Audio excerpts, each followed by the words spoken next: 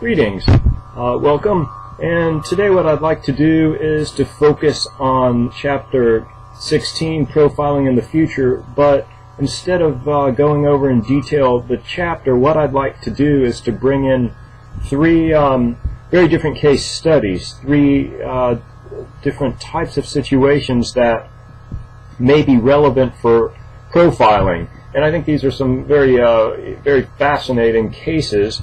And so we'll take a look at Munchausen syndrome by proxy, then profiling political leaders, and then the Nazi doctors and the medical experiments that occurred during the Holocaust. First, let me go ahead and focus on Munchausen syndrome by proxy, MSP as I refer to it for short. It is a factitious disorder which would come out of the Diagnostic and Statistical Manual of Mental Disorders, and basically looking at Schreier and Lebo's definition, MSP is a disorder where the parent fabricates the child's medical illness or makes the child ill to receive medical treatment for a fabricated illness. And we write about this in our book, Winton and Mara's book on child abuse and neglect.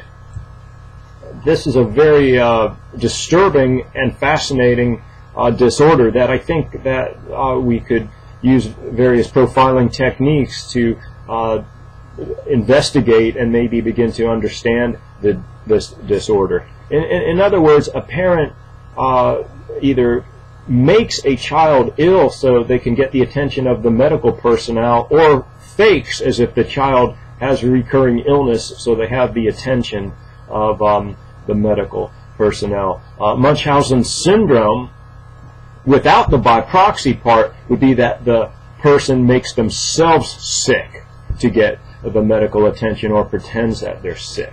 And there's a variety of ways that parents or caretakers have made their children very ill, and some have resulted in cases where the child actually died from the abuse. This is obviously a form of child abuse, and we begin to classify it as a form of emotional and psychological abuse, but certainly we could focus on the physical abuse and also neglect issues as well.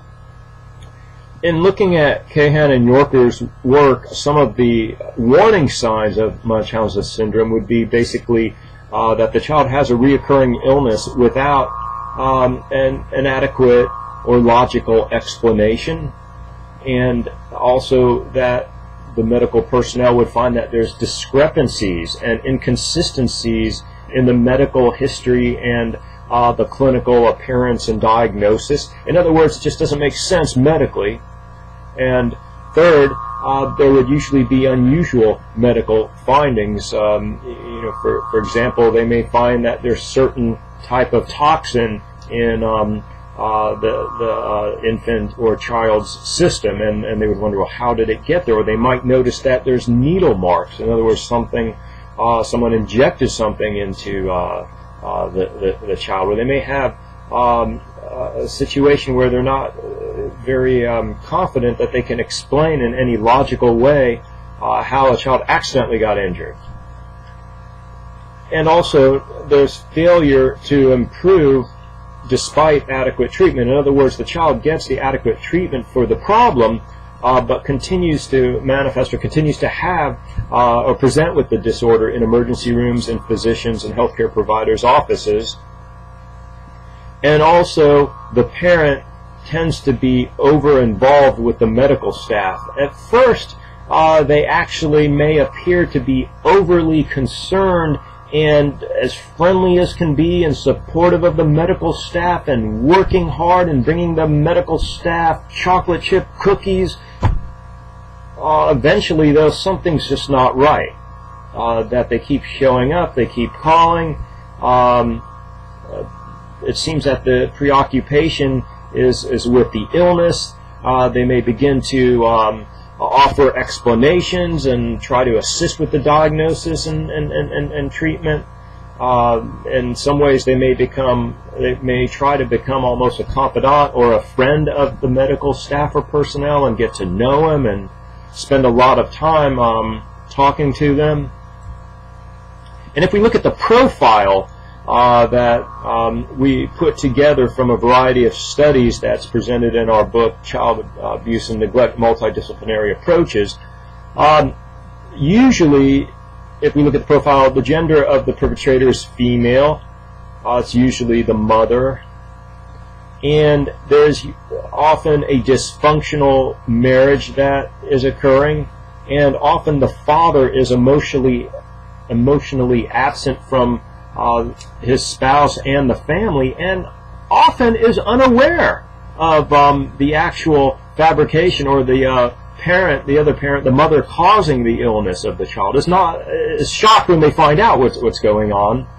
Often the perpetrator has some background in the health field, so they know about IVs, they know about injections, they know about infections, they know about treatment, they know about certain drugs that would induce certain illnesses or the signs or symptoms of certain illnesses.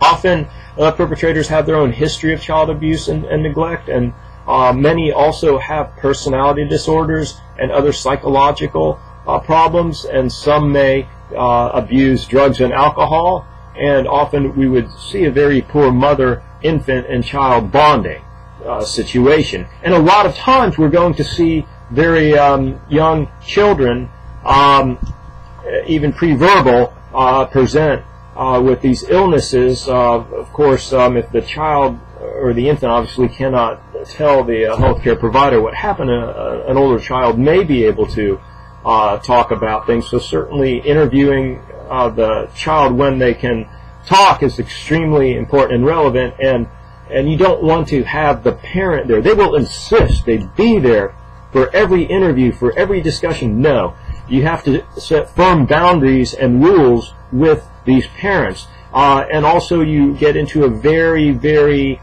liability area.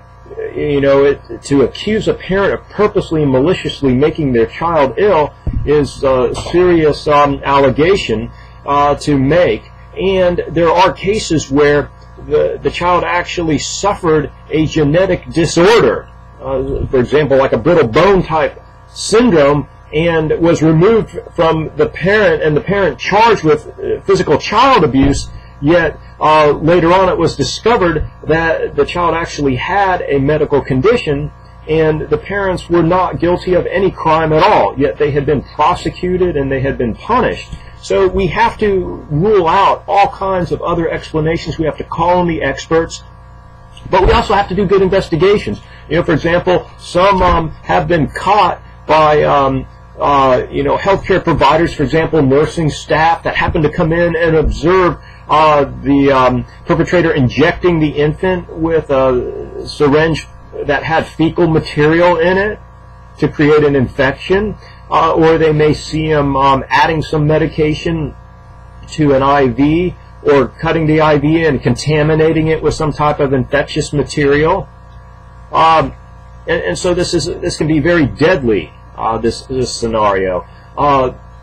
Having surveillance video, hidden video, of course, is very helpful in these situations, and I'll let you all figure out the laws regarding that. But I know in other countries they've had very successful investigations by having hidden cameras, or just having cameras in the hospital rooms.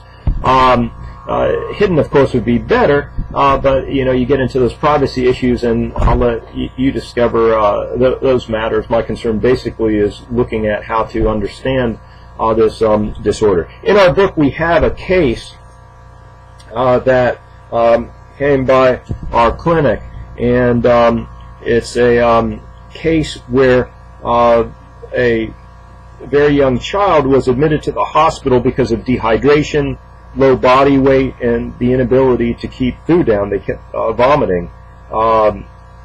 Within 2 weeks of the hospitalization, the mother moved into the room and tried to become best buddies with the hospital staff and the doctors. They tended to react to her in a very positive way and saw her as a good and caring mother who was overwhelmed by the stress of having a sick child with a diagnosis, without a diagnosis, with an unknown illness. The doctors became more concerned when the child began slipping in and out of consciousness, and The mother eventually had to quit her job and stay at the hospital full time. And we saw other disorders, depression, anxiety disorder, for example, occurring with the husband and the wife. And to quote from page 93 in our book, "Then one night one of the nurses inadvertently walked into the bedroom when everyone was supposed to be sleeping and found Donna standing near one of the IV lines holding a pair of scissors. The nurse questioned her behavior. She claimed that she was checking on the baby and that she was using the scissors to trim the baby's hair. The nurse believed Donna. No one questioned her behavior until weeks later when the child went into a coma and the doctors still could not discover the illness, the cause of the illness. Finally, one of the doctors ran tests for fecal matter in the child's system and also investigated the IV tubes, only to discover that many of them had been cut and clearly desterialized. On further examination of the child's body, numerous puncture wounds were found, indicating that someone had been giving the child frequent shots. After these discoveries, the doctor engaged in his own social service team to watch the mother and the behavior of the child." That this is one of the few cases where they discovered what had happened and were able to take appropriate measures. But this certainly is something that I think needs to be given more attention, so we need more funding and research to discover this so we can save infants and children, and also try to prevent this from occurring and try to figure out some of the reasons a parent might engage in this behavior. And this wraps up this video.